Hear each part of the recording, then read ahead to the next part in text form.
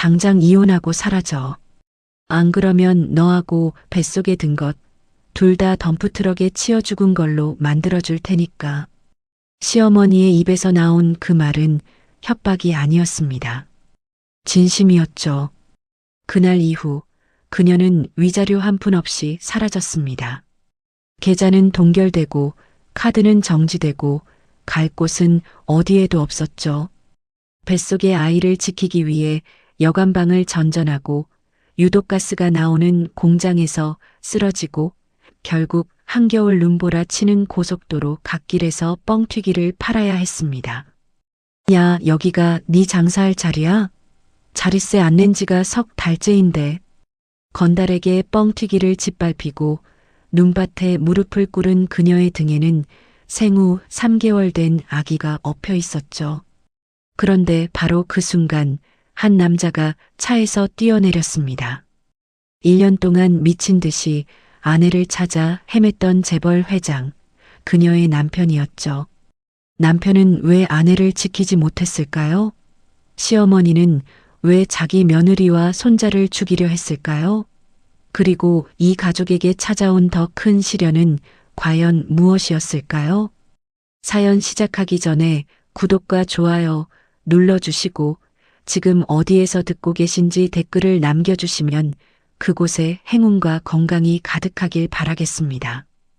오늘의 사연 시작합니다. 하늘에서 쏟아지는 눈발이 고속도로를 하얗게 덮어가고 있었습니다.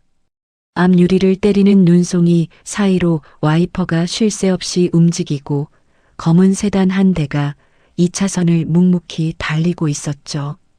뒷좌석의 강태주는 가죽 서류 봉투에서 꺼낸 보고서를 한 장씩 넘기고 있었습니다. 대상자 윤지수, 최종 추적 결과 소재 파악 불가. 태준의 손가락이 멈췄습니다. 턱 아래 근육이 돌덩이처럼 굳어지더니 보고서를 양손으로 구겨 차바닥에 내던졌죠. 김비서, 이 탐정 오늘부로 잘라. 1년이야 1년. 수억을 처먹고 소재 파악 불가. 걔를 풀어도 이놈보단 나았겠다. 새 인력을 투입할까요? 당연하지. 동남아든 남극이든 뒤져. 숨쉬고 있는 한 반드시 찾아내. 예산 제한 없다. 태주는 이 말을 창유리에 기댔습니다. 차가운 유리의 냉기가 관자놀이를 타고 퍼졌지만 태주는 눈 하나 깜빡이지 않았죠. 1년 전 거실 테이블 위에 덩그러니 놓여있던 이혼 서류가 떠올랐습니다. 아내의 도장만 찍혀 있고 메모 한 줄 없던 그 서류를 발견했던 새벽의 공기가 아직도 태준의 폐부를 짓눌렀죠. 회장님, 전방에 갓길 정체가 있습니다. 우회할까요? 됐어. 직진해. 그때 갓길 쪽에서 무언가가 태준의 시야를 스쳤습니다. 허름한 트럭 한 대가 갓길에 비스듬히 세워져 있었고 그 앞에 칼바람을 맞으며 뻥튀기를 파는 여인이 서 있었죠. 가죽 점퍼를 걸친 덩치 큰 사내가 여인의 뻥튀기 봉지를 발로 걷어찼습니다. 하얀 뻥튀기 알갱이들이 눈밭 위로 흩어졌습니다. 야, 여기가 네 장사할 자리야? 자릿세 안 낸 지가 석 달째인데 귀가 먹었어? 사내가 여인의 어깨를 두 손으로 밀쳤고 여인이 눈바닥에 무릎을 꿇었습니다. 사장님, 한 번만요. 아기가 아파서 병원비가 밀려 있어요. 다음 달에는 꼭 드릴게요. 제발이요. 네 사정이 내 알바야? 매번 다음 달 타령이지. 오늘 안 치우면 트럭째 박살낸다. 사내가 트럭 옆면을 발로 걷어차자 쾅 하는 소리가 눈보라 사이로 울려 퍼졌습니다. 제발이요. 이것만 팔면 돈 마련할 수 있어요. 딱 1시간만. 야, 네가 나한테 협상을 해? 꼴을 봐. 거울 좀 봐라, 진짜. 태주는 이미 몸을 앞으로 기울이고 있었습니다. 여인의 등에 낡은 포대기로 묶인 작은 덩어리가 보였죠. 여인이 고개를 드는 순간 옆모습이 창유리 너머로 스쳐 지나갔습니다.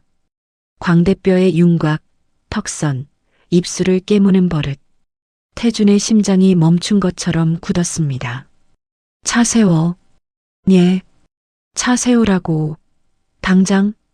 타이어가 눈 위에서 끼익 소리를 내며 세단이 갓길에 멈춰 섰습니다.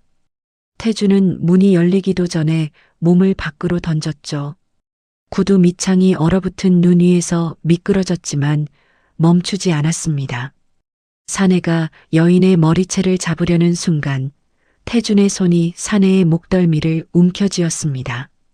뭐야 이 자식이. 어디서 튀어나온 거야. 태준은 한마디 없이 사내의 멱살을 틀어쥐고 눈밭 위로 내던졌습니다. 사내의 등이 얼어붙은 바닥에 부딪히며 둔탁한 소리가 났죠. 나머지 사내가 주먹을 쥐고 달려들었습니다. 야, 우리가 누군 줄 알고.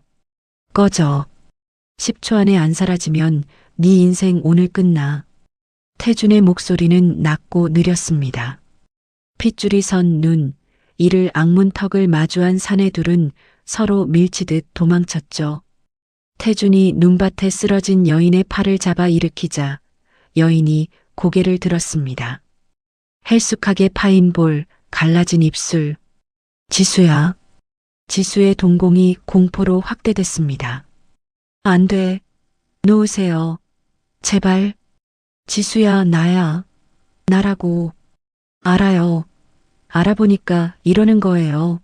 놓으세요.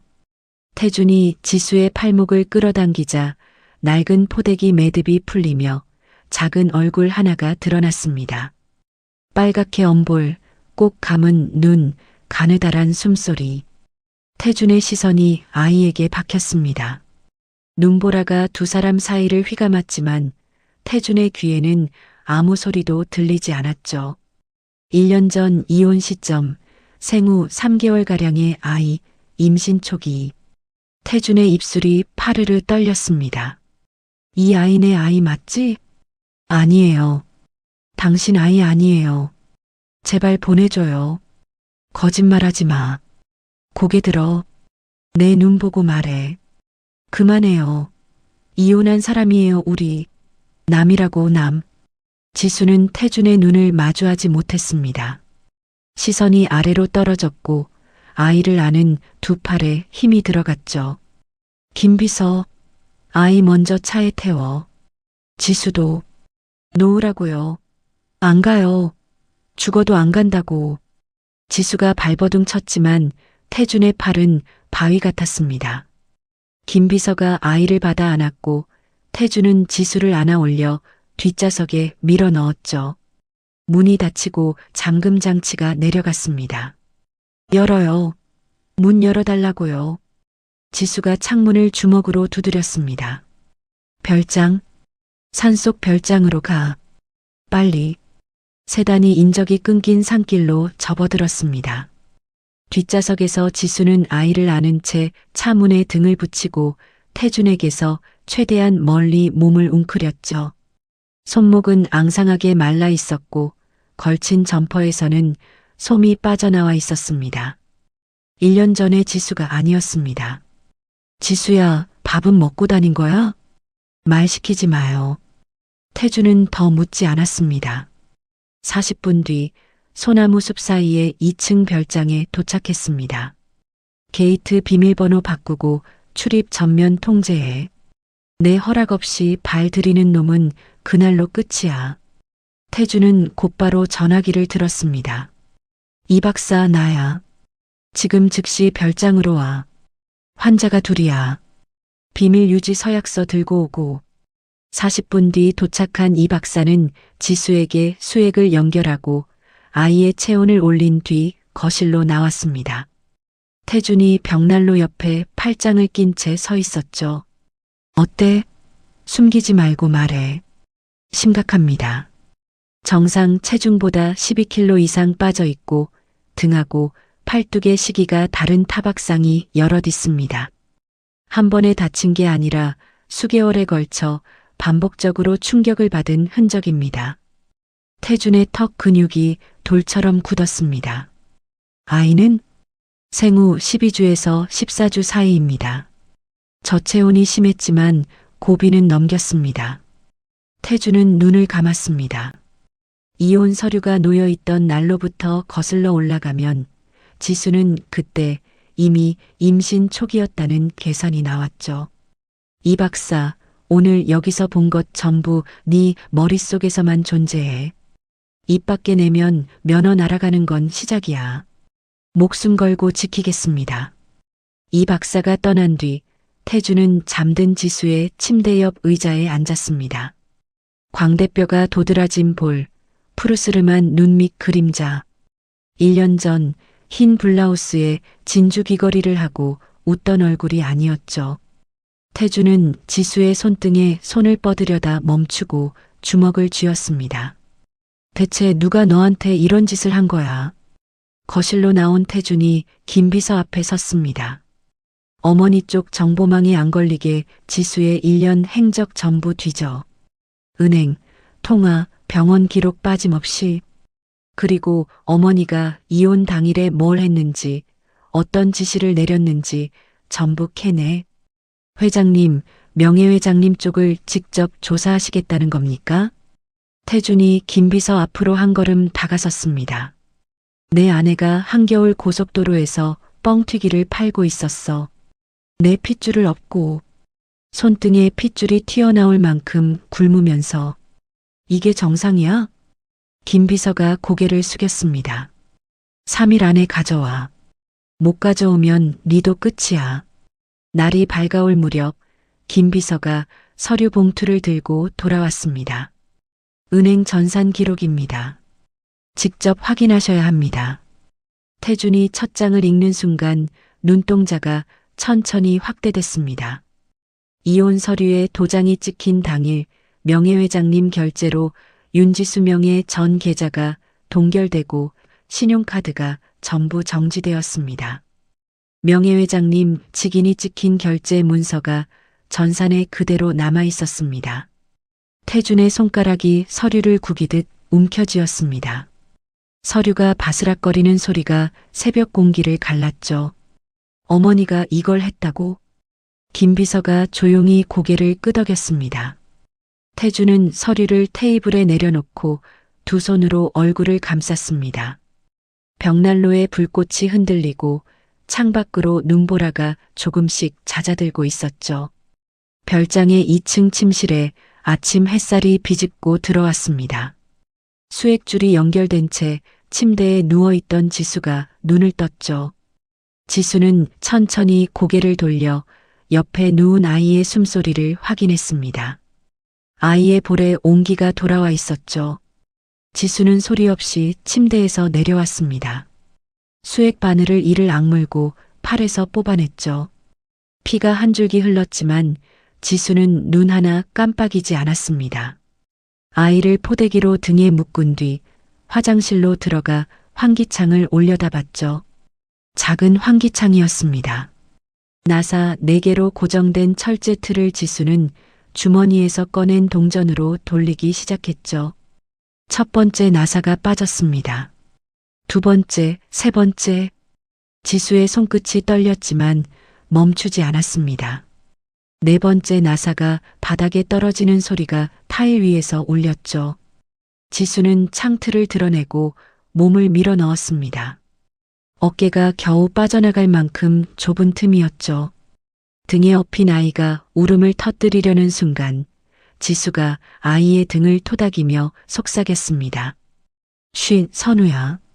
조금만 참아. 엄마가 꼭 여기서 나갈게. 지수의 상체가 창밖으로 빠져나온 순간이었습니다. 어디 가려고? 지수의 몸이 얼어붙었습니다. 창문 바로 아래 태준이 팔짱을 끼고 서 있었죠. 입에서 나오는 하얀 입김이 차가운 아침 공기 속에서 흩어졌습니다. 놔줘요.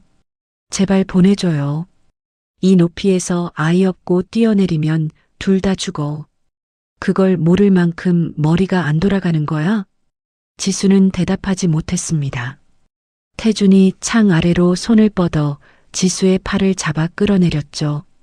거실 소파로 끌려 나온 지수는 아이를 품에 안은 채 소파 끝에 웅크렸습니다.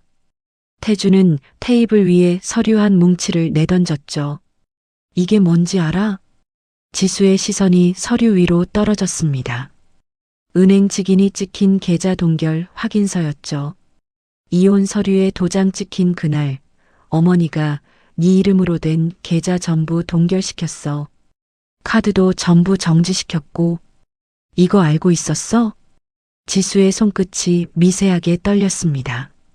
태주는 그 떨림을 놓치지 않았죠. 네 몸에 남은 타박상은 뭐야? 누가 때린 거야? 왜 도망친 거야? 이혼의 진짜 이유가 뭐야? 태준이 한 발짝 다가서며 물었습니다. 지수는 고개를 돌렸죠. 그런 거 없어요. 이 아이는 다른 남자아이고 재벌가 생활이 숨막혀서 내 발로 나온 거예요. 그러니까 제발 놔줘요. 다른 남자아이라고? 태준의 눈이 가늘어졌습니다. 그래요. 당신 아이 아니에요. 그러니까 잡고 있을 이유 없잖아요. 태준은 소파 앞에 무릎을 꿇고 지수의 눈높이에 맞췄습니다. 지수가 고개를 돌렸지만 태준이 지수의 턱을 손가락으로 부드럽게 돌려 시선을 마주했죠. 지수야, 네가 거짓말할 때 버릇 내가 몰랐으면 좋겠어? 눈을 못 맞추고 왼손으로 오른팔을 잡아. 지금 딱 그 자세야. 지수의 왼손이 움찔하며 오른팔에서 떨어졌습니다. 입술을 깨물며 고개를 숙였죠. 누가 네를 위협했어? 누군가한테 쫓기고 있지. 맞지? 지수는 대답하지 않았습니다. 아이를 안은 팔에만 힘을 주며 입술을 꾹 다물었죠. 태준이 자리에서 일어났습니다. 전화기를 들어 번호를 눌렀죠. 경호팀장 나야. 최고 등급 사설 경호 인력 30명, 지금 즉시 별장 외곽에 배치해. 출입 통제선 구축하고 파리 한 마리 못 들어오게 해. 전화를 끊은 태준이 지수를 돌아봤습니다. 여기서 한 발짝도 나가지 마. 내가 돌아올 때까지. 어디 가는 거예요? 네가 말 안 하면 내가 직접 알아내야지. 태준은 코트를 걸치고 별장을 나섰습니다. 김 비서가 운전하는 세단이 산길을 내려가 고속도로에 올랐죠. K그룹 본사 로비에 태준이 들어서자 정장 차림의 임원 3명이 태준의 앞을 막아섰습니다. 회장님, 명예회장님께서 오늘 일정을 확인하셨는데 사전 보고 없이는 회장실 출입이. 태준은 걸음을 멈추지 않았습니다. 앞을 막은 임원의 가슴에 달린 출입증을 손으로 잡아 뜯었죠. 네 누구 사람이야? 예. 어머니 사람이야. 내 사람이야? 임원이 입을 열지 못했습니다. 출입증 반납하고 오늘부로 나가. 뒤에 서 있는 둘도 마찬가지야. 태준은 3명의 출입증을 그 자리에서 압수하고 회장실로 직행했습니다. 회장실 문을 닫은 태준은 김 비서에게 고개를 끄덕였죠. 데려와. 20분 뒤 회장실 옆문으로 건장한 체격의 중년 남자가 들어왔습니다. 낡은 바람막이 점퍼에 운동화 차림이었죠. K그룹 전직 경호실장 박 실장이었습니다. 오래간만이네요, 회장님. 박 실장의 목소리에는 쓸쓸함이 묻어 있었습니다. 명의의 눈밖에 나 반년 전 해고된 뒤 소식이 끊겼던 사람이었죠. 인사는 됐고 단도직입으로 갈게. 태준이 책상 서랍에서 서류 봉투를 꺼내 박 실장 앞에 밀었습니다. 스위스 비밀 계좌 번호하고 해외 도피용 서류야. 네 이름으로 다 준비되어 있어. 새 인생이 들어있는 봉투라고 생각해. 박 실장의 눈이 커졌습니다. 대신 조건이 있어. 1년 전 내 아내 이혼 당일에 어머니가 뭘 했는지 네가 알고 있는 거 전부 넘겨. 박 실장의 표정이 굳었습니다. 손가락이 무릎 위에서 미세하게 떨렸죠. 회장님, 이거 제가 입 열면 진짜 돌아올 수 없는 다리를 건너는 겁니다. 나도 알아. 그래서 이걸 준비한 거야. 넘기겠어? 안 넘기겠어? 박 실장은 한참 동안 봉투를 내려다봤습니다. 주름진 이마에 땀이 맺혔죠. 박 실장이 바람막이 안주머니에서 USB 하나를 꺼냈습니다. 여기에 다 들어 있습니다. 명예회장님이 직접 하신 말씀이 녹음되어 있습니다. 태준이 USB를 받아 노트북에 꽂았습니다. 스피커에서 어머니 명희의 목소리가 흘러나왔죠. 당장 이혼하고 사라져.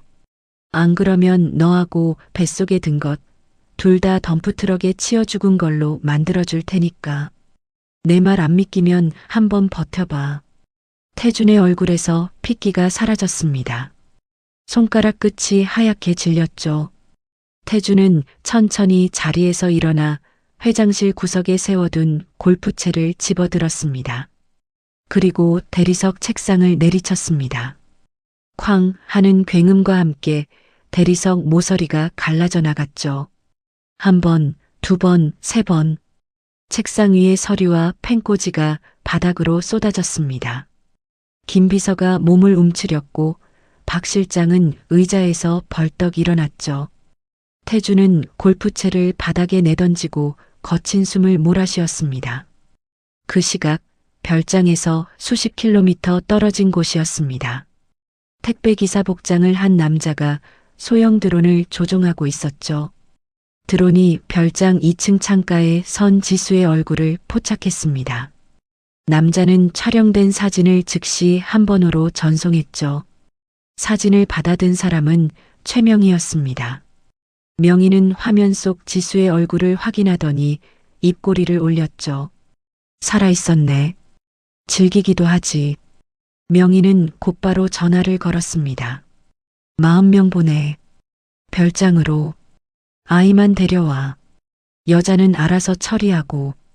같은 시각 본사에서 다음 계획을 세우던 태준의 전화기가 울렸습니다. 별장 경호팀장의 다급한 목소리가 터져나왔죠. 회장님, 무장승합차 여러 대가 바리케이드를 뚫고 진입했습니다. 태준의 얼굴이 하얗게 변했습니다. 김 비서, 차 돌려. 별장으로. 지금 당장. 태준은 세단에 올라타며 시트 위의 서류를 바닥으로 쓸어버렸습니다.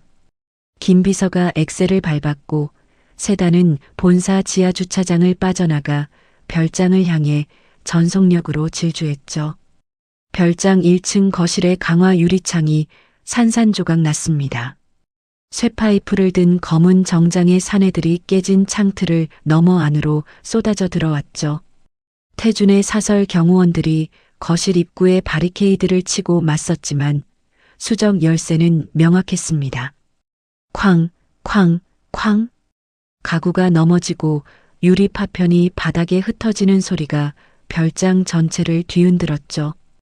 2층 안방에서 그 소리를 들은 지수는 아이를 가슴에 꼭 끌어안았습니다. 두 손이 사시나무처럼 떨렸지만 지수는 이를 악물고 침대를 밀기 시작했죠. 안방 문 앞에 침대를 붙이고 그 위에 화장대를 올렸습니다. 지수의 팔뚝에 핏줄이 솟았고 이마에서 땀이 흘러내렸죠. 선우야, 울면 안 돼. 엄마가 지켜줄게. 알았지? 지수는 아이를 안은 채 옷장 안으로 들어갔습니다. 옷장 문을 닫고 어둠 속에서 아이의 입을 손바닥으로 가볍게 감싸며 숨을 죽였죠. 1층에서 경호원 한 명이 소파 뒤로 밀려나며 쓰러졌습니다. 쇠파이프를 든 사내가 그 위에 올라타 주먹을 내리쳤죠. 2층이다. 2층 올라가. 사내 대여섯 명이 계단을 뛰어 올랐습니다. 안방 문 앞에 도착한 사내가 손잡이를 돌렸지만 문이 열리지 않았죠. 막아놨네, 인연이. 사내가 어깨로 문을 들이받았습니다. 침대가 밀리며 틈이 벌어졌지만 완전히 열리지는 않았죠. 도끼 가져와. 또 다른 사내가 소방 도끼를 들고 뛰어왔습니다. 도끼날이 안방 문을 내리찍었죠. 쾅 하는 소리와 함께 나무 파편이 튀었습니다. 한 번, 두 번, 세 번. 문짝에 주먹만 한 구멍이 뚫렸죠. 옷장 안에서 지수는 아이를 안은 팔에 온 힘을 주었습니다. 심장이 목구멍까지 치밀어 올랐죠. 아이가 울음을 터뜨렸고 그 울음소리가 부서진 문틈 사이로 새어나갔습니다. 여기 있다. 문 부서. 도끼가 다시 내리꽂혔습니다. 문고리가 부서져 나갔고 사내들이 침대와 화장대를 걷어차며 안으로 밀고 들어왔죠. 옷장문이 벌컥 열렸습니다. 검은 정장의 사내가 지수의 팔을 움켜쥐었죠. 년아, 순순히 내놔. 아이만 넘기면 안 건드린다. 안 돼. 안 돼. 이 아이한테 손대지 마. 지수가 사내의 손을 이빨로 물어뜯었습니다. 사내가 욕설을 내뱉으며 지수의 머리채를 잡아 옷장 밖으로 끌어냈죠. 이 미친년이. 나라고. 사내가 지수의 팔을 비틀며 아이를 빼앗으려 했습니다. 지수는 바닥에 쓰러지면서도 아이를 놓지 않았죠. 등이 바닥에 부딪혔고 머리카락이 사내의 손에 한 움큼 뜯겨나갔습니다. 죽여도 안 나. 이 아이는 절대 못 가져가. 지수의 목소리가 갈라졌습니다. 눈에서 눈물이 아닌 핏기가 서렸죠. 바로 그 순간이었습니다. 별장 위로 요란한 프로펠러 소리가 쏟아졌죠. 경찰 헬기의 사이렌이 산속을 뒤흔들었습니다. 뭐야? 경찰이야? 사내들이 창밖을 내다봤습니다. 별장 마당에 헬기가 내려앉고 무장한 경찰 특공대원들이 줄을 타고 뛰어내렸죠. 그 뒤를 따라 검은 코트를 입은 여자 한 명이 헬기에서 내렸습니다. 강희진이었습니다. 전원 제압, 흉기 소지자 우선 확보.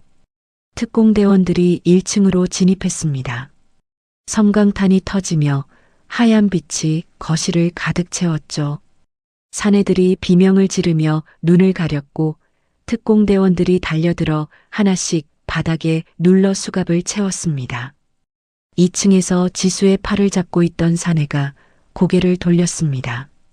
계단을 뛰어오르는 군홧발 소리가 들렸죠. 놓으라고 했다. 특공대원이 사내의 팔을 꺾어 바닥에 제압했습니다. 지수는 풀려난 팔로 아이를 끌어안고 방 구석으로 기어갔죠. 온몸이 떨렸지만 아이는 무사했습니다. 30분 뒤 엉망이 된 별장에 태준의 세단이 도착했습니다. 깨진 유리창, 넘어진 가구, 바닥에 엎드려 수갑이 채워진 사내들. 태준은 차에서 뛰어내리자마자 2층으로 달려갔죠. 안방 문이 부서져 있었습니다. 방 구석에 웅크린 지수가 아이를 안고 있었죠. 태준은 지수 앞에 무릎을 꿇었습니다. 다친 데 있어? 아이는? 지수는 대답하지 못했습니다. 입술이 파랗게 질려 있었고 눈은 초점을 잃고 있었죠. 태준이 지수의 어깨를 잡았습니다. 지수야, 나야. 끝났어. 다 끝났어. 지수의 눈에서 눈물이 흘러내렸습니다. 소리 없이 멈추지 않고 1층 거실에서 희진이 기다리고 있었습니다. 태준이 계단을 내려오자 희진이 먼저 입을 열었죠. 오빠 늦어서 미안해. 30분만 더 늦었으면 큰일 날 뻔했어. 어떻게 온 거야? 미국에 있었잖아. 어머니가 움직이는 건 나도 감시하고 있었어. 드론이 뜬 걸 확인하고 바로 출발했지. 희진은 코트 안주머니에서 USB 하나를 꺼냈습니다. 이건 뭐야? 어머니가 지난 10년간 만든 비자금 내역이야. 금액, 계좌, 거래처 전부 들어있어. 나도 쫓겨나기 전에 놀고만 있었던 건 아니거든.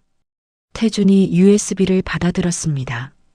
희진의 눈을 똑바로 마주봤죠. 오빠, 나 혼자서는 어머니를 못 이겨. 오빠도 혼자서는 못 이기고. 같이 하자. 이번에 확실하게 끝내자. 태준은 USB를 주머니에 넣으며 고개를 끄덕였습니다. 끝내자. 남매의 시선이 마주쳤습니다. 부서진 별장 거실 한가운데서 두 사람의 눈빛에는 같은 결의가 서려 있었죠. 그날 밤 태준은 지수와 아이를 명의의 정보망이 닿지 않는 최고급 보안 펜트하우스로 이송시켰습니다. 펜트하우스 거실 소파에 앉은 지수는 잠든 아이를 내려다보며 한참을 말없이 있었죠. 태준이 맞은편 소파에 앉았습니다. 지수야, 이제 말해줘. 1년 동안 어디 있었어? 지수의 입술이 떨렸습니다.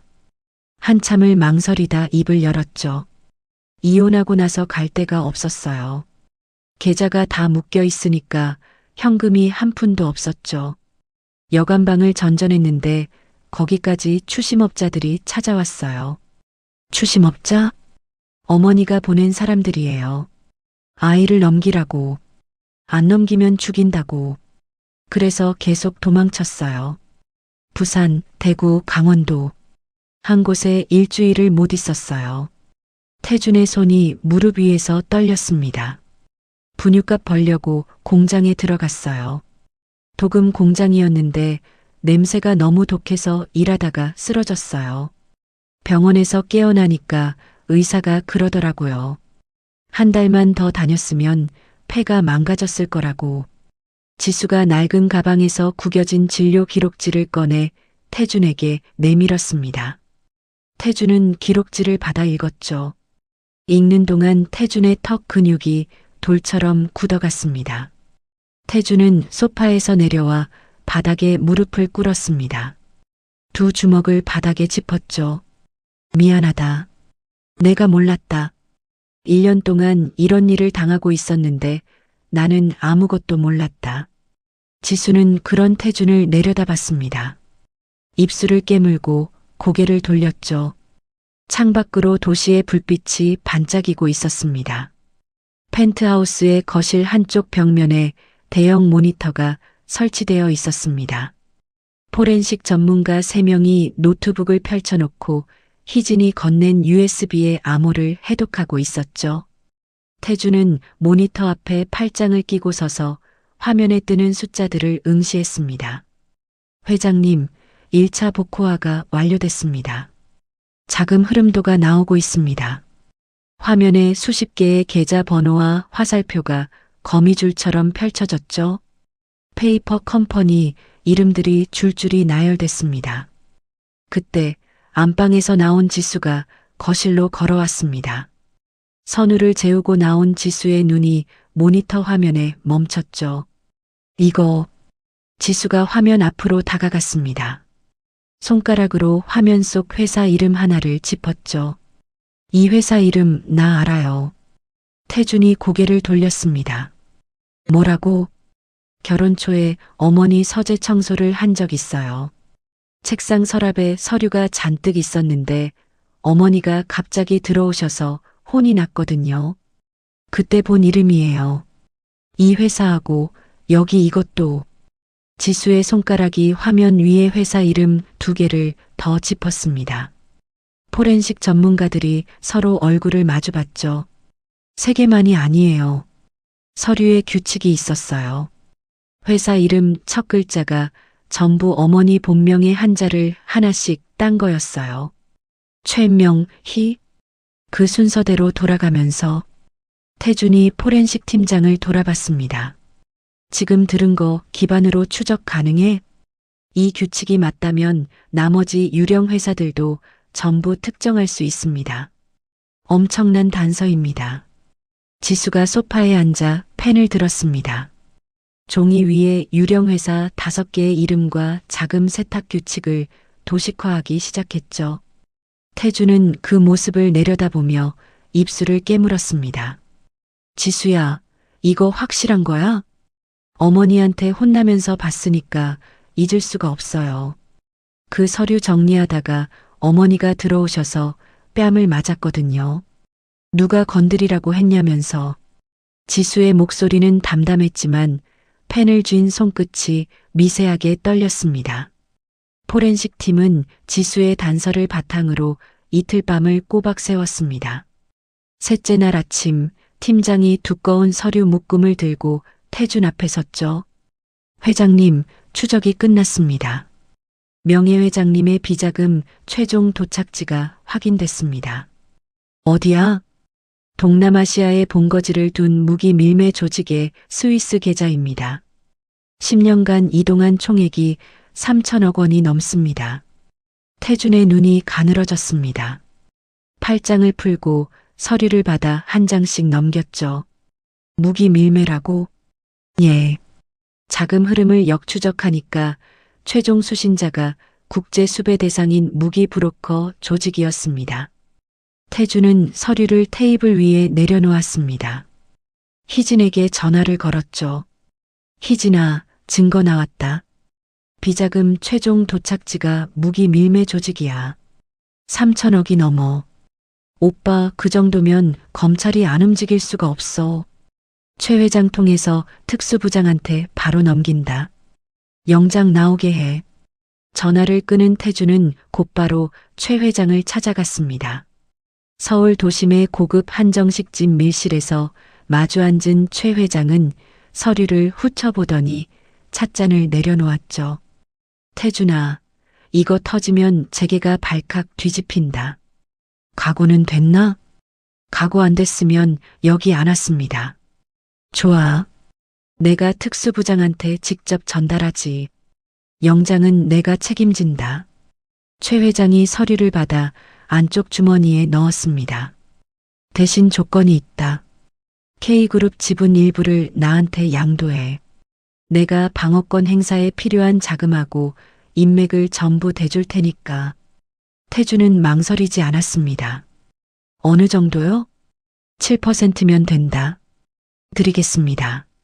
태준이 최 회장이 내민 계약서에 펜을 들어 서명했습니다. 최 회장이 고개를 끄덕이며 자리에서 일어났죠. 태준아, 네 아버지가 살아계셨으면 그 여자한테 이런 일이 없었을 거다. 내가 네 아버지 대신 뒤를 봐줄 테니까 앞만 봐라.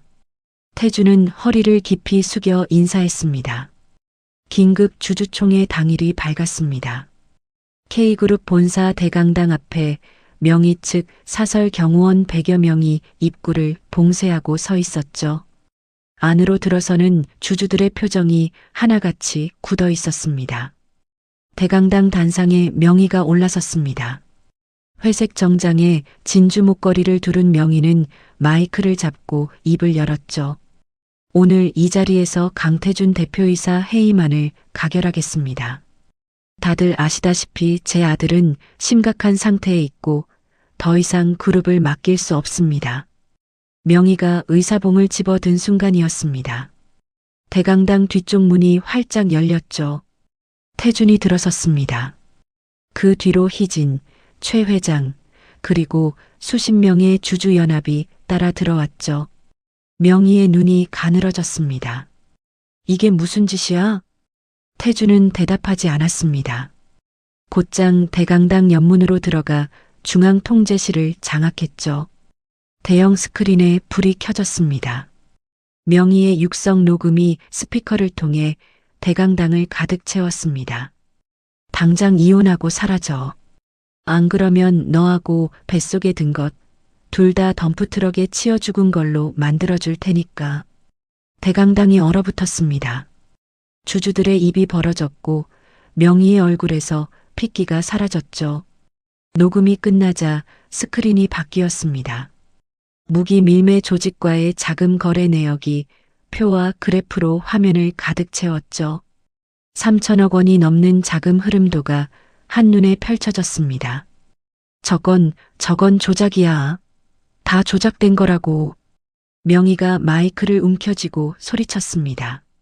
명의의 측근 임원 2명이 단상으로 뛰어오르려 했지만 최 회장이 대동한 경호팀이 팔을 잡아막아섰죠.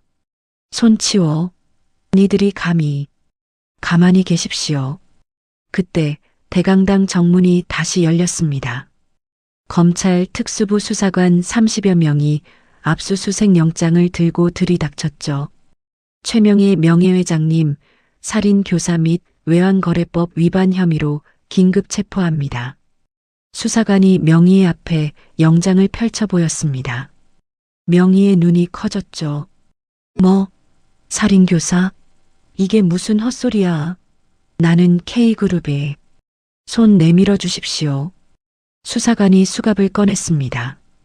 명의가 뒤로 물러섰지만 양쪽에서 수사관들이 팔을 잡았죠. 찰칵 하는 소리와 함께 명희의 손목에 수갑이 채워졌습니다. 태준아, 태준아, 이게 네가 할 짓이야? 어미한테 이럴 수가 있어? 태준은 단상 아래에서 올려다봤습니다. 입을 열지 않았죠. 명희가 수사관들에게 이끌려 대강당을 빠져나갈 때까지 태준은 한마디도 하지 않았습니다. 명희가 사라진 뒤 태준은 단상에 올라섰습니다. 마이크 앞에 선 태준의 눈이 대강당을 한 바퀴 훑었죠. 명예회장 측 임원 20명, 지금 이름 부르면 일어나세요. 태준이 이름을 하나씩 호명했습니다. 불려진 임원들이 하나둘 자리에서 일어났죠. 얼굴이 하얗게 질려 있었습니다. 오늘부로 전원직위 해제합니다. 태준이 펜을 들어 해제 문건에 서명했습니다. 대강당의 무거운 침묵이 내려앉았죠. 그날 저녁 태준은 펜트하우스로 돌아왔습니다. 거실 소파에서 선우를 안고 있던 지수가 고개를 들었죠. 끝난 거야? 태준이 코트를 벗으며 고개를 끄덕였습니다. 어머니 구속됐어. 이사회도 정리했고. 태준은 지수 옆에 앉았습니다. 선우의 작은 손이 태준의 검지를 잡았죠. 태준은 아이의 손을 내려다보며 입을 열었습니다. 짐 싸. 이제 도망 안 다녀도 돼. 지수의 눈에 물기가 고였습니다.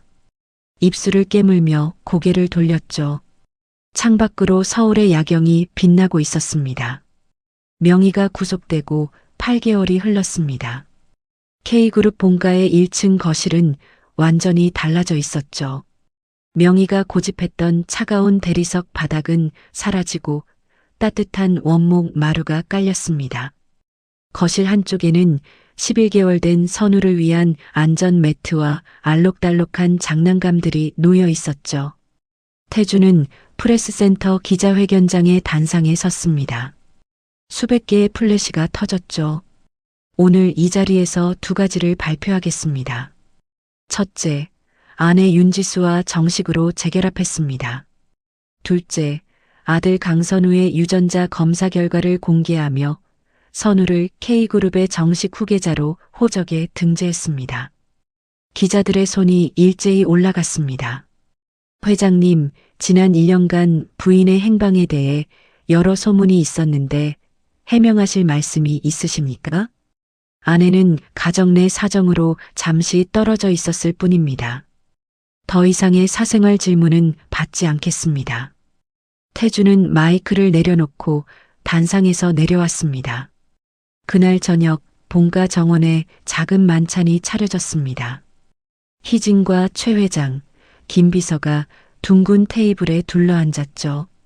정원의 조명 아래로 봄바람이 불었고 벚꽃잎이 테이블 위로 날아들었습니다.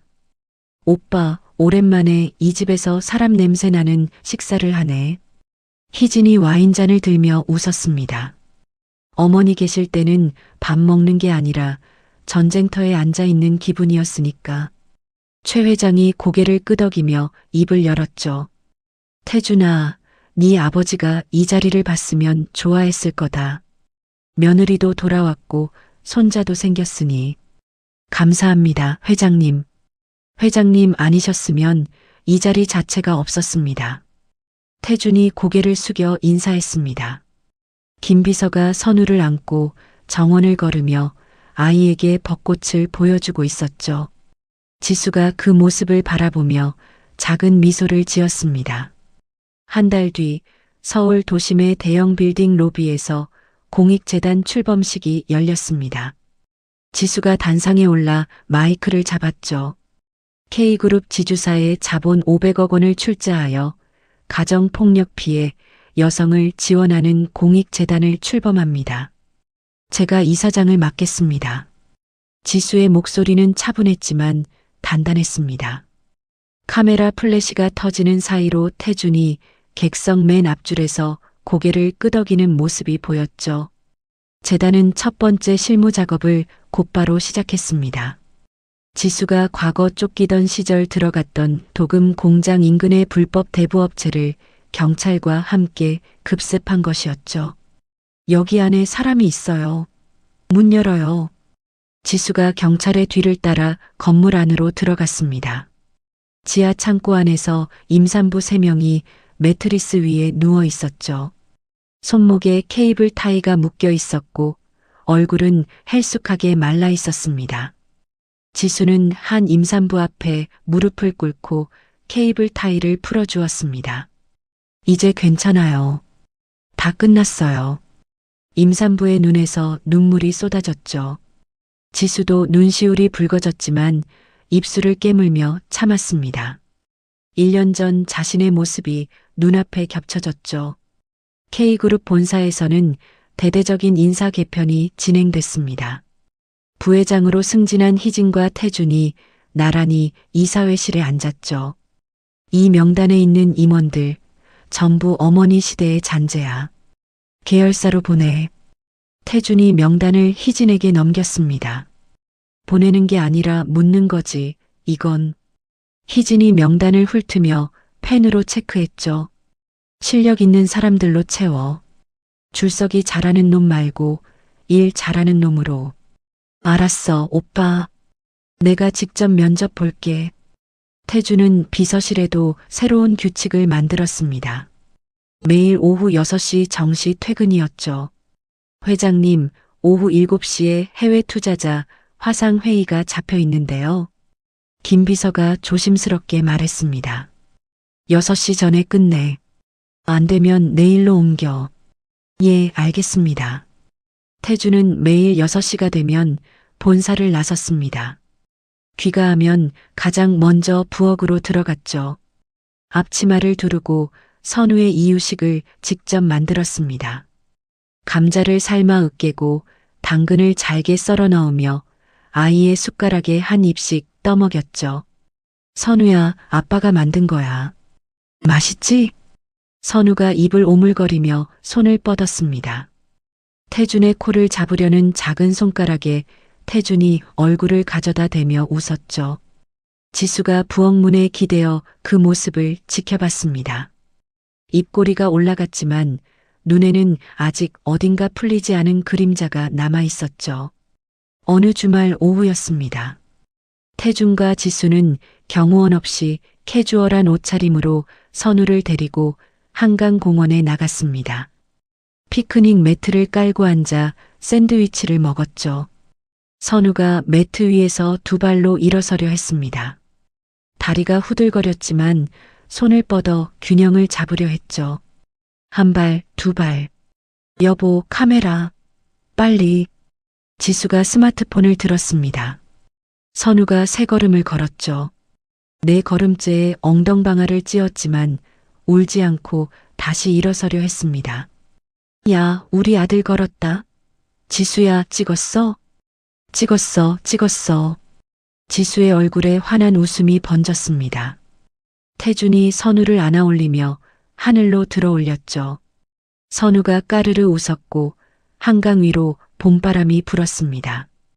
그 시각 서울 구치소 독방이었습니다. 명희는 배식된 식판을 노려보고 있었죠. 밥풀이 묻은 알루미늄 식판 위에 된장국에서 김이 올라오고 있었습니다.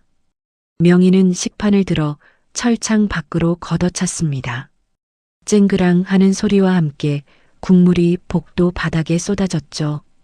이런 걸 사람한테 먹이냐? 내가 누군 줄 알아? 교도관이 달려왔습니다. 최명의 수용자, 진정하세요. 진정? 진정하라고? 내 아들놈이 나를 여기 쳐넣어 놓고 밖에서 잘 먹고 잘 살고 있는데 내가 진정을 해? 명희가 철창을 2손으로 잡고 흔들었습니다. 교도관 2명이 달려들어 명희의 팔을 잡고 제압했죠. 손 못 놔. 이 손 치워. 내가 K그룹 회장이라고. 명희의 고함이 구치소 복도에 울려 퍼졌습니다. 선우의 첫 번째 생일, 돌잔치 날이 밝았습니다. 뭔가 거실은 수백 개의 풍선과 화려한 돌상으로 꾸며졌죠. 정재계 인사들이 속속 도착하며 거실이 북적였습니다. 돌상 위에는 실타래, 마이크, 연필, 청진기, 돈다발이 놓여 있었죠. 한복을 입은 선우가 돌상 앞에 앉았습니다. 하객들의 시선이 아이의 작은 손에 집중됐죠. 선우의 손이 돌상 위를 더듬었습니다. 실타래를 스치고 마이크를 지나쳤죠. 선우의 손가락이 청진기를 움켜쥐었습니다. 청진기다. 하객들 사이에서 탄성이 터졌죠. 태준이 선우를 번쩍 안아 올렸습니다. 우리 아들 의사 되겠다는 거야? 태준이 웃으며 하객들을 향해 아이를 보여줬죠. 박수가 쏟아졌고 카메라 플래시가 연이어 터졌습니다. 지수는 돌상 옆에 서서 두 손을 가슴에 모으고 그 광경을 바라봤죠. 눈시울이 붉어졌지만 입꼬리는 올라가 있었습니다. 하객들이 모두 돌아간 자정이었습니다. 벽난로 앞 테이블에 태준과 지수가 마주 앉았죠. 태준이 주머니에서 작은 상자를 꺼냈습니다. 이게 뭐야? 손 내밀어봐. 지수가 조심스럽게 왼손을 내밀었습니다. 태준이 상자를 열고 다이아몬드 반지를 꺼내 지수의 약지에 끼워줬죠. 다시는 이 손 놓지 않을게. 지수의 눈에서 눈물 한 방울이 떨어졌습니다.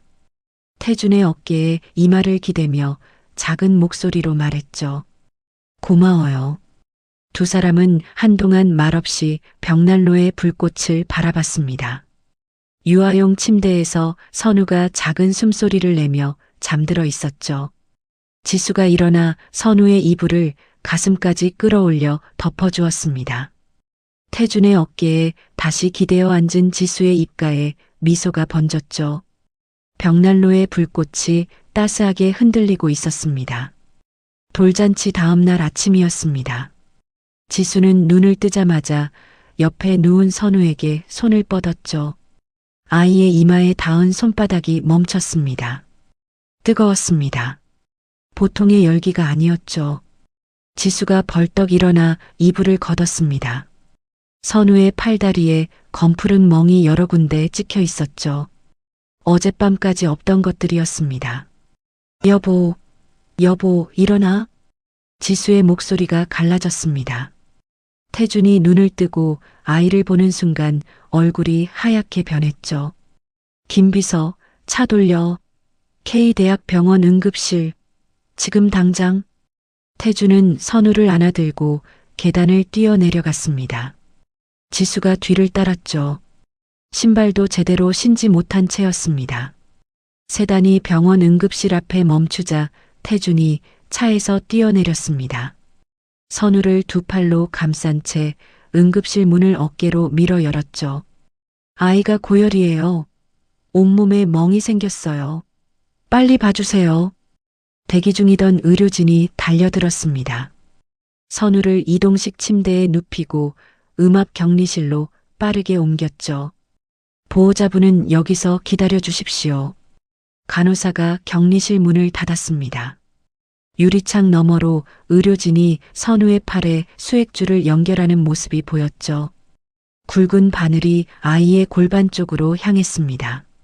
선우의 울음소리가 유리창을 뚫고 복도까지 울려 퍼졌죠. 지수의 다리에서 힘이 빠졌습니다. 복도 바닥에 주저앉으며 가슴을 움켜쥐었죠. 지수야, 정신 차려. 태준이 지수의 어깨를 잡았지만 지수는 숨을 제대로 쉬지 못했습니다. 간호사가 달려와 지수에게 산소 마스크를 씌웠죠. 4시간이 지났습니다. 격리실 문이 열리고 담당 교수가 나왔죠. 흰 가운 위로 땀이 배어 있었습니다.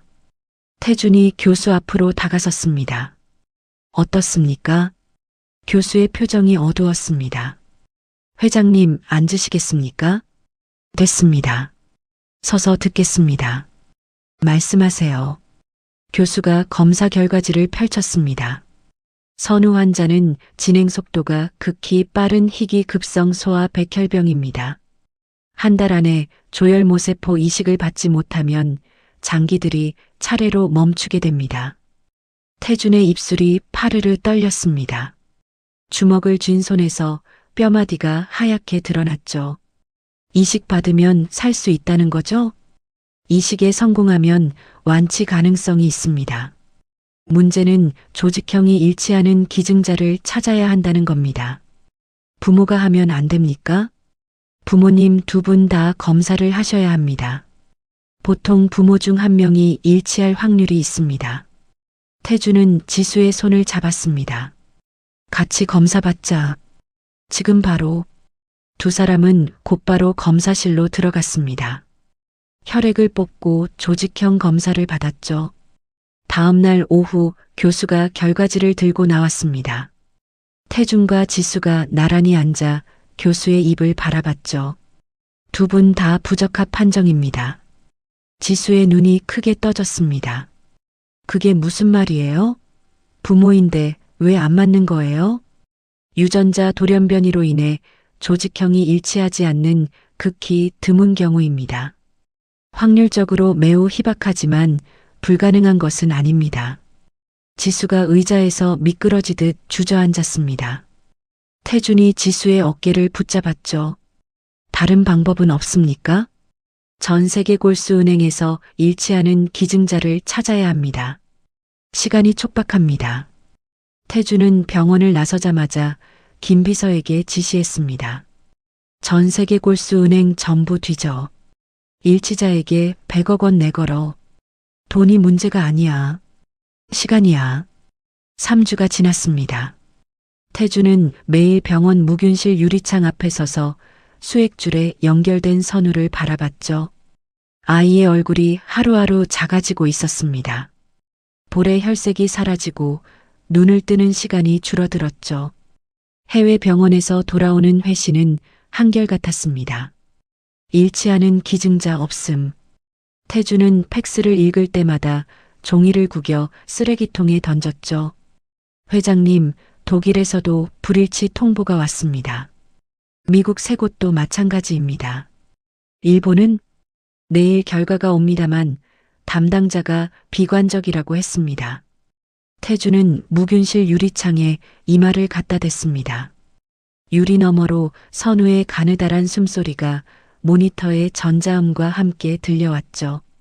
선우야, 아빠가 반드시 살릴게. 반드시. 태준의 목소리가 떨렸습니다. 같은 시각 서울 구치소 독방이었습니다. 명희는 면회온 변호사에게서 선우의 백혈병 소식을 전해 들었죠. 명희의 눈이 가늘어졌습니다. 백혈병이라고?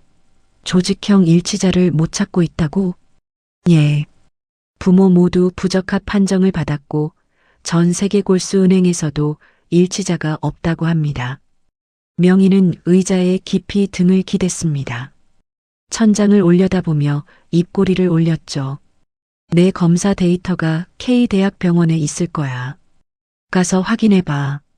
무슨 말씀이십니까? 내 데이터하고 그의 데이터를 대조해보라고. 직감이 그래. 변호사는 고개를 갸우뚱했지만 명희의 눈빛에 더 이상 묻지 못했습니다. 변호사는 거액의 수표를 준비해 선우의 담당 간호사를 접촉했죠. 간호사는 병원 전산망에 등록된 선우의 검사 결과지를 사진으로 찍어 넘겼습니다. 변호사가 명희의 과거 검사 데이터와 선우의 데이터를 대조한 결과를 들고 구치소를 다시 찾았죠. 명예회장님, 결과가 나왔습니다. 말해. 명예회장님의 조직형이 선우와 100% 일치합니다. 명희의 입꼬리가 천천히 올라갔습니다.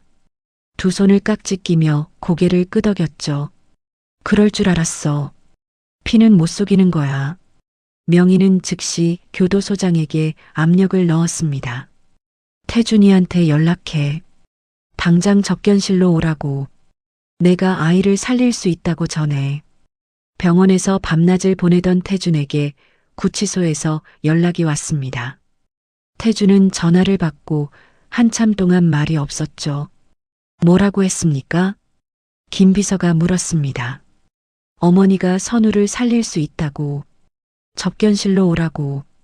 태준은 전화기를 내려놓고 눈을 감았습니다. 주먹을 쥐었다 폈다를 반복하며 한참을 서 있었죠. 구치소 접견실에 들어선 태준은 유리창 너머의 명희와 마주했습니다. 수의를 입은 명희는 팔짱을 끼고 의자에 기대 앉아 있었죠. 입꼬리에 승리감이 서려 있었습니다. 왔네, 아들. 태주는 의자에 앉으며 입을 열지 않았습니다. 명희를 응시하는 눈에 핏줄이 서 있었죠. 단도직입으로 말할게. 내 골수가 그 애한테 100% 맞아. 세상에 나밖에 없어. 조건이 뭡니까? 태준의 목소리는 낮고 건조했습니다. 명희가 몸을 앞으로 기울였습니다. 유리창에 얼굴을 가까이 대며 한 글자 한 글자 또렷하게 말했죠. 네 K그룹 지분 전량을 내 차명 계좌로 넘겨. 그리고 그 여자 윤지수를 영구적으로 해외로 내보내. 두 조건 다 들어주면 골수 줄게. 안 들어주면 그 애는 네 품에서 죽어. 태준의 턱 근육이 돌처럼 굳었습니다. 두 주먹이 무릎 위에서 하얗게 질렸죠. 어머니, 그 아이는 어머니 손자예요. 친손자라고요. 그래서 손자니까 공짜로 줄 것 같아? 세상에 공짜는 없어, 태준아. 명희가 등을 의자에 기대며 팔짱을 꼈습니다. 네가 나한테 한 짓 생각하면 이 정도는 싼 거야. 선택해. 지분이냐 아들이냐. 태준은 자리에서 일어났습니다. 한마디도 하지 않은 채 접견실 문을 열고 나갔죠. 복도를 걸어 나오는 태준의 어깨가 미세하게 떨리고 있었습니다. 구치소를 빠져나온 태준은 병원으로 돌아가지 않았습니다. 비상계단으로 올라가 꼭대기층에 멈춰섰죠. 철제 난간을 두 손으로 움켜쥐었습니다. 그리고 주먹을 내리쳤습니다. 쾅 하는 소리와 함께 손등 가죽이 찢어졌죠. 한 번, 두 번, 세 번. 피가 난간 위에 번졌지만 태준은 멈추지 않았습니다. 회장님, 뒤따라온 김비서가 태준의 팔을 잡았죠. 나, 손뼈가 부러집니다. 놓으라고 했어. 태준이 김비서를 밀어냈습니다. 난간에 등을 기대고 미끄러지듯 바닥에 주저앉았죠. 부러진 손에서 피가 뚝뚝 떨어졌지만 태준의 눈은 허공을 응시하고 있었습니다. 김비서가 주머니에서 손수건을 꺼내 태준의 손을 감쌌습니다. 하얀 손수건이 금세 붉게 물들었죠. 회장님, 응급실에 가셔야 합니다. 김비서, 나한테 아들 살리려면 전부 내놓으라고 하더라.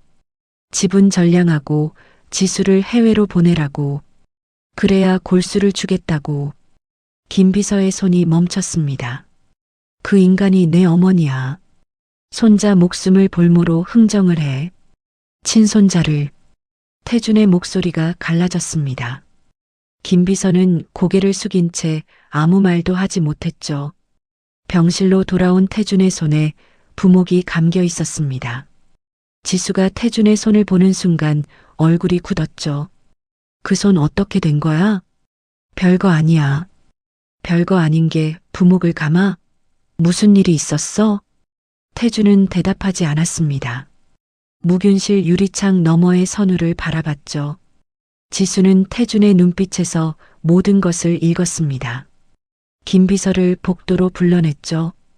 김비서, 접견실에서 무슨 일이 있었어요? 김비서가 망설였습니다. 지수의 눈이 흔들리지 않았죠.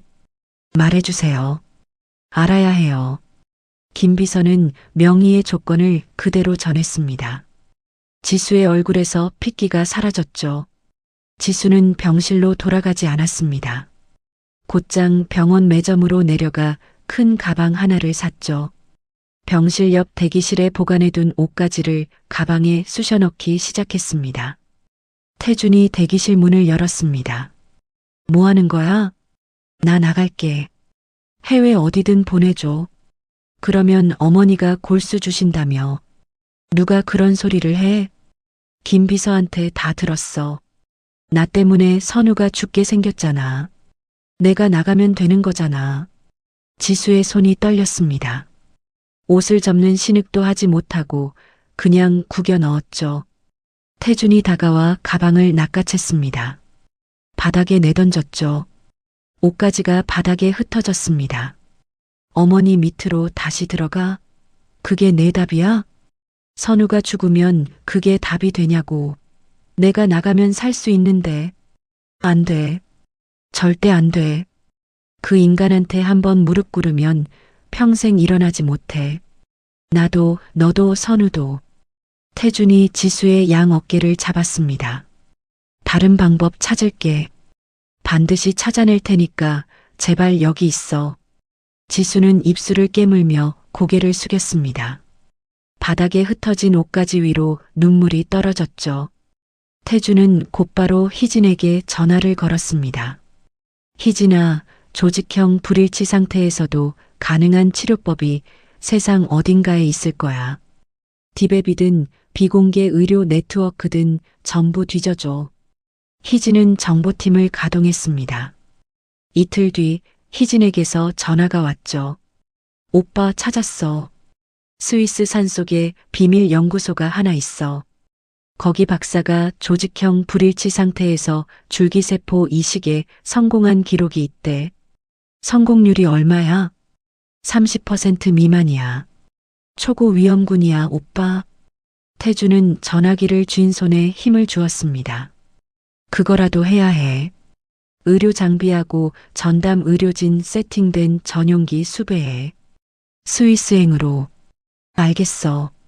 내가 바로 움직일게. 전용기 수배가 완료되고 출국 당일이 다가왔습니다. 선우를 실은 구급차가 공항 활주로에 진입했죠.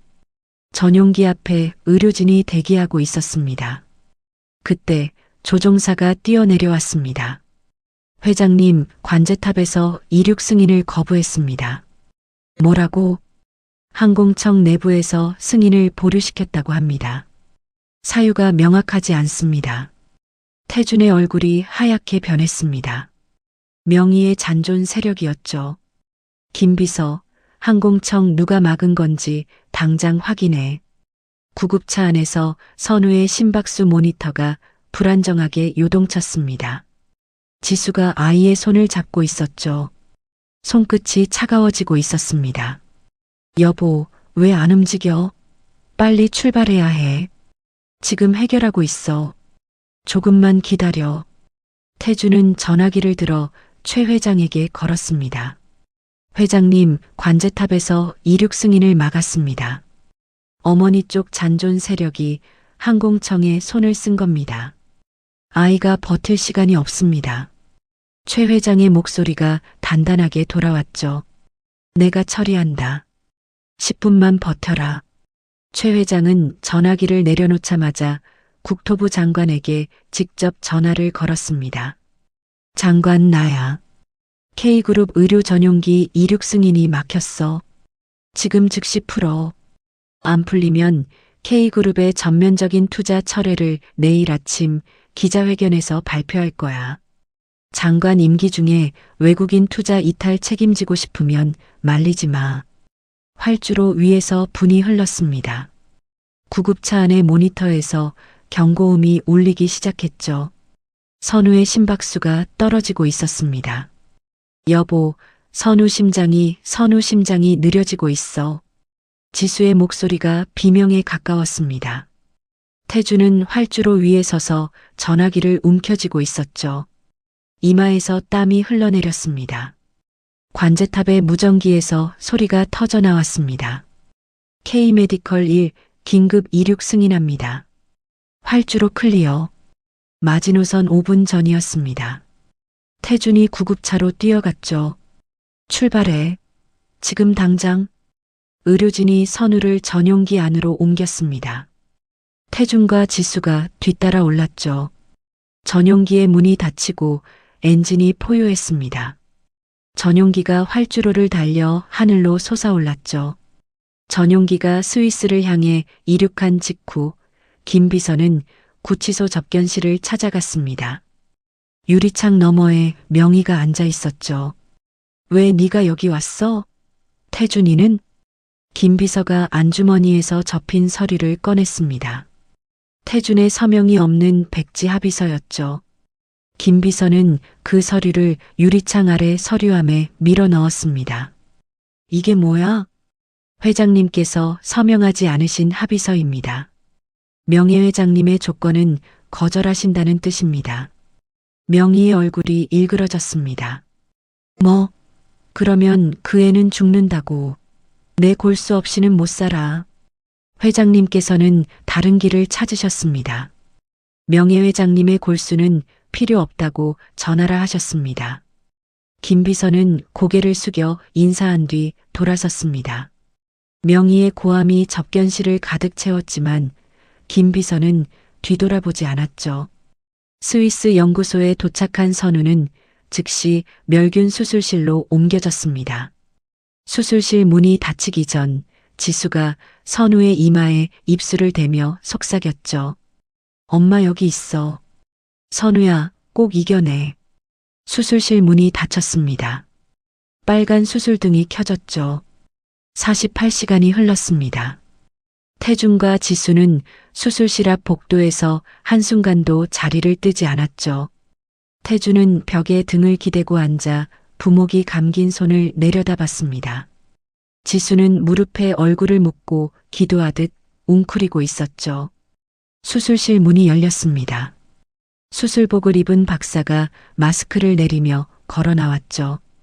태준이 벌떡 일어섰습니다. 지수도 고개를 들었죠. 박사가 태블릿 화면을 두 사람 앞에 내밀었습니다. 화면에 세포 분석 데이터가 표시되어 있었죠. 새로운 줄기세포가 성공적으로 생착됐습니다. 백혈병 세포가 사멸하고 있습니다. 아이는 살았습니다. 태준의 무릎이 꺾였습니다. 수술실 앞 바닥에 주저앉았죠. 지수가 태준에게 달려들었습니다. 두 사람은 바닥에 앉은 채 서로를 끌어안았죠. 태준의 어깨가 들썩였습니다. 소리 없이 흐르던 눈물이 터져 나왔죠. 지수도 태준의 가슴에 얼굴을 묻고 울었습니다. 48시간 동안 짓눌렀던 공포와 긴장이 한꺼번에 풀려나왔죠. 스위스 연구소의 하얀 복도 위에 두 사람의 울음소리만이 길게 울려 퍼졌습니다. 스위스에서의 기적적인 수술 후 2년이 흘렀습니다. 서울 외곽의 넓은 부지 위에 K그룹 산에 어린이집이 세워져 있었죠. 지수의 재단 자본으로 건립된 이 어린이집의 잔디밭 위에서 백혈병 완치 판정을 받은 4살 선우가 미끄럼틀을 타며 웃고 있었습니다. 아빠 나 봐. 나 혼자 탔어. 선우가 미끄럼틀 꼭대기에서 두 팔을 벌리며 소리쳤죠. 그래, 우리 아들 잘한다. 꽉 잡고 내려와. 태준이 미끄럼틀 아래에서 두 팔을 벌리고 기다렸습니다. 선우가 쏜살같이 미끄러져 내려왔고 태준이 아이를 받아 안아 올렸죠. 한 번 더 탈래? 그래, 한 번만 더. 엄마 오기 전에 타야지. K그룹 본사 테라스에서 태준과 희진이 나란히 서 있었습니다. 테이블 위에 두꺼운 서류 묶음이 놓여 있었죠.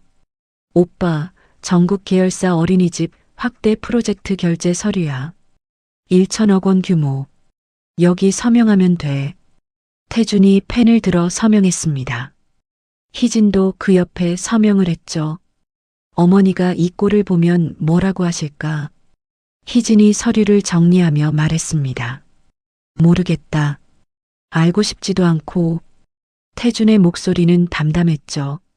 교도소 병동에서 치매 진단 받으셨다는 보고 받았어? 들었어.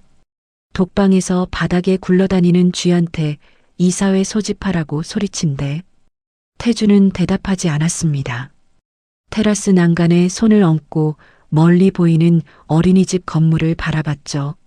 선우가 잔디밭을 뛰어다니는 작은 점이 보였습니다.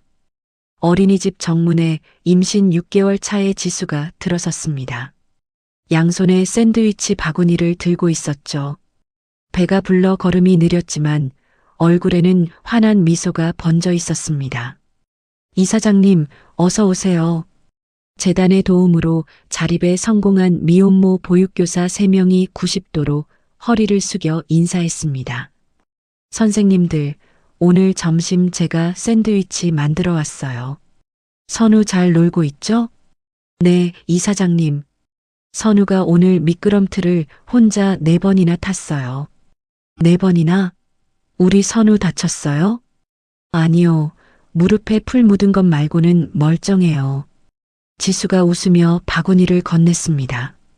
오후 반차를 내고 도착한 태준이 어린이집 계단을 뛰어내려왔습니다. 잔디밭에서 뛰어오는 선우를 안아 올렸죠. 아빠, 나 미끄럼틀 4번 탔어. 4번이나? 대단한데. 아빠는 3번밖에 못 타는데. 에이, 아빠도 4번 타면 되지. 태준이 선우를 어깨 위에 올렸습니다. 선우가 까르르 웃으며 태준의 머리카락을 잡았죠. 태준은 선우를 어깨에 태운 채 지수에게 다가갔습니다. 지수의 푸른 배에 귀를 가져다 댔죠.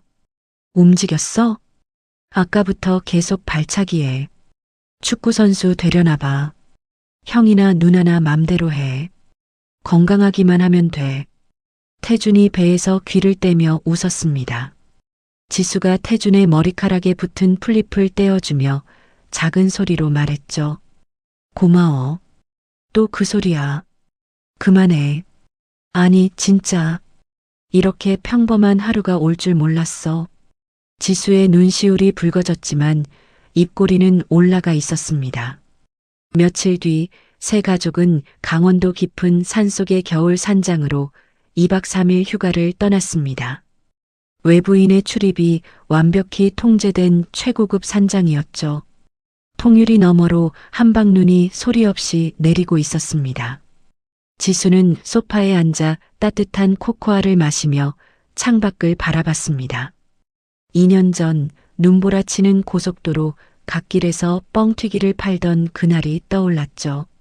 손끝이 얼어 감각이 없었고 등에 엎인 선우의 체온만이 유일한 온기였던 그 밤. 지수는 코코아 잔을 두 손으로 감싸 쥐었습니다. 손끝에 전해지는 따스함이 가슴 깊은 곳까지 스며들었죠. 눈이 그친 뒤 선우가 패딩 점퍼를 입고 산장 앞마당으로 뛰어나갔습니다. 아빠, 눈사람 만들자. 그래, 큰 거 만들자. 아빠보다 큰 거. 태준이 장갑을 끼고 선우 옆에 쪼그려 앉았습니다. 두 사람이 눈을 뭉치기 시작했죠. 태준은 눈사람의 몸통을 굴리다 말고 일어섰습니다. 차 트렁크로 향했죠. 아빠 어디가? 잠깐만. 아빠가 깜짝 선물 가져올게. 태준이 트렁크에서 꺼내온 것은 낡은 수동 뻥튀기 기계였습니다. 녹이 군데군데 쓴 오래된 기계를 장작불 위에 올렸죠. 지수가 산장 문 앞에서 그 모습을 보며 눈이 커졌습니다. 그게 뭐야? 뻥튀기 기계. 이번엔 내가 해볼게. 태준이 목장갑을 끼고 기계 손잡이를 잡았습니다. 과장된 몸짓으로 손잡이를 돌리며 선우를 향해 윙크했죠. 선우야, 귀 막아. 곧 터진다. 선우가 두 손으로 귀를 막으며 뒤로 물러섰습니다. 눈을 동그랗게 뜨고 기계를 바라봤죠. 뻥. 굉음과 함께 하얀 뻥튀기들이 허공으로 솟구쳤습니다. 눈밭 위로 뻥튀기가 쏟아져 내렸죠. 우와, 우와, 아빠 대박. 선우가 환호성을 지르며 뻥튀기를 주우러 달려갔습니다. 하얀 눈 위에 하얀 뻥튀기가 섞여 선우는 눈인지 뻥튀기인지 구분하지 못하고 양손 가득 주워 담았죠. 지수는 캠코더를 들고 그 장면을 녹화했습니다. 렌즈 너머로 보이는 두 사람의 모습에 눈물이 고였죠. 지수는 캠코더를 내리지 않았습니다. 눈물이 볼을 타고 흘러내렸지만 입가에는 미소가 걸려 있었죠. 날이 저물었습니다. 산장 안에 벽난로가 피워졌고 장작 타는 소리가 거실을 채웠죠. 카펫 위에 엎드린 선우가 스케치북을 펼쳤습니다. 색연필을 쥔 작은 손이 무언가를 열심히 그리고 있었죠. 선우야, 뭐 그려? 지수가 옆에 앉으며 물었습니다. 나 의사 됐나? 스케치북 위에 흰 가운을 입은 사람이 그려져 있었습니다. 옆에 작은 아이가 누워 있고 흰 가운의 사람이 아이의 손을 잡고 있는 그림이었죠. 선우야, 왜 의사가 되고 싶어? 태준이 선우 옆에 누우며 물었습니다. 나처럼 아픈 아이들 고쳐줄 거야. 스위스 아저씨처럼. 태준의 눈시울이 뜨거워졌습니다. 선우의 머리를 쓰다듬으며 고개를 끄덕였죠. 그래. 우리 아들 꼭 그렇게 해. 선우가 스케치북을 들어 태준에게 보여줬습니다. 아빠, 이거 우리 집에 걸자. 좋아. 거실 한가운데 걸어줄게. 태준이 선우를 안아 올려 무릎에 앉혔습니다. 소파에서 지켜보던 지수의 어깨에 두꺼운 캐시미어 담요를 가져와 감싸 안았죠. 지수가 태준의 어깨에 머리를 기댔습니다. 선우가 두 사람 사이에 파고들어 스케치북을 가슴에 안았죠. 지수야. 응. 너하고 아이들이 곁에 있는 한 우리 가족한테 다시는 추운 겨울은 없을 거야. 내가 약속할게. 지수는 대답 대신 태준의 손을 잡았습니다. 깍지를 낀 두 손 위로 벽난로의 온기가 퍼져나갔죠. 선우가 어느새 스케치북을 안은 채 잠들어 있었습니다. 두 볼이 벽난로 불빛에 발갛게 물들어 있었죠. 태준과 지수는 잠든 선우를 사이에 두고 나란히 앉아 벽난로의 불꽃을 바라봤습니다. 장작이 타며 내는 따뜻한 소리가 산장을 가득 채웠죠. 통유리 너머로 한방눈이 다시 내리기 시작했습니다. 2년 전의 겨울은 얼어 죽을 만큼 차가웠습니다. 지금 이 겨울은 살아있음을 느낄 만큼 따뜻했죠. 스케치북을 안고 잠든 선우, 어깨를 맞댄 태준과 지수. 타오르는 벽난로 앞에서 세 사람이 함께 웃고 있는 모습을 끝으로 길었던 이야기에 막이 내렸습니다. 오늘 이야기의 주인공 지수는 시어머니의 살해 협박 앞에서도 뱃속의 아이를 포기하지 않았습니다. 위자료 한 푼 없이 쫓겨나 고속도로에서 뻥튀기를 팔면서도 공장에서 쓰러지면서도 단 한 번도 아이를 놓지 않았죠. 그리고 남편 태주는 뒤늦게나마 진실을 알고 모든 것을 걸었습니다. 자신을 낳아준 어머니 앞에서도 흔들리지 않았고 아이의 목숨이 위태로운 순간에도 끝까지 다른 길을 찾아냈죠. 권력과 돈이 아무리 많아도 가족을 지키겠다는 마음이 없으면 아무 소용이 없습니다. 반대로 아무것도 가진 게 없어도 내 사람을 지키겠다는 한 가지 마음만 있으면 어떤 지옥에서도 빠져나올 수 있다는 것을 오늘 이야기가 보여주었습니다. 명희는 평생을 쥐고 흔들던 권력과 돈을 모두 잃고 교도소 독방에서 쥐에게 이사회를 소집하라 명하는 비참한 최후를 맞았습니다. 세상에서 가장 무서운 벌은 감옥이 아니라 자기가 저지른 일의 대가를 고스란히 돌려받는 것이 아닐까 싶습니다. 오늘도 끝까지 들어주신 여러분께 진심으로 감사드립니다. 혹시 오늘 이야기가 마음에 와닿으셨다면 구독과 좋아요 한 번씩만 눌러주세요. 그리고 댓글로 오늘 이야기에서 가장 마음이 아팠던 장면이나 여러분의 이야기를 남겨주시면 꼭 하나하나 읽어보겠습니다. 여러분의 가정에 늘 건강과 행복이 가득하시길 진심으로 기원합니다. 감사합니다.